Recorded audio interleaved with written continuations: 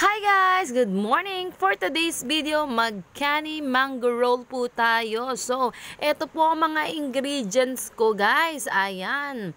Ayan guys, pinapakita ko na po lahat ng aking ingredients. Meron po akong mayo, kahit ano pong mayo or Japanese mayo, salad mayo. Yan guys, pwede nyo pong ilagay dyan. At mangga, ayan, cucumber, carrots, at rice paper, and then kani, ayun po guys, ayan, saka po lettuce. Well guys, ito po ay simpleng-simpleng gawa lang po. Pwede nyo pong gawin to sa inyong bahay at itry nyo po gumawa nito at talaga namang refreshing po ang lasa. Guys, masarap na masarap po ito. Anyway guys, ayan, medyo nilagyan ko po ng konting tubig ang rice paper para po medyo mag-melt siya. Ayan guys, para mailagay ko na po ang aking kani mango roll. Ayan guys, napakasarap po nito. Pwede nyo po itong gawin sa inyong bahay guys. Ayan guys, o tignan nyo ang aking gawa. Ayan. Ayan guys, ayan. Nilagay ko na po siya nung medyo malambot na po ang rice paper. Nilagyan ko na po siya ng lettuce. And then, after ng lettuce, nilagyan ko na rin po siya ng carrots. Depende po sa inyo kung gusto nyo po ng marami. Ayan.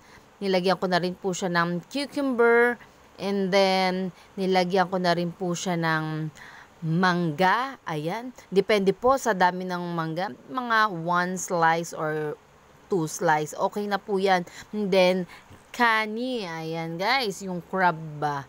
Crab po siya. Ayan. Tapos, nilagyan ko na lang po siya ng Japanese mayo or Caesar salad na sauce. Ayan guys. Para medyo po masarap po yung datingan at lasa. And then, ayan po. Nirap ko na po siya. Ayan. Look at this guys. Ayan. Ito po yung rice paper. Yan, para po siyang lumpia na ibabalot nyo. Masarap naman po siya talaga. Ayan. After po nyan, finish! Ayan. Pwede na po talaga kayong magawa ng ilang piraso. Kung ilang piraso po ang gusto nyo. Mas magandang marami para marami pong makakain. At napakasarap po nito sa ating katawan guys. At napaka-healthy. Alam nyo, masarap. Isang subo nyo po talaga ay may crunchy-crunchy pa. At manamis-namis. Ayan guys.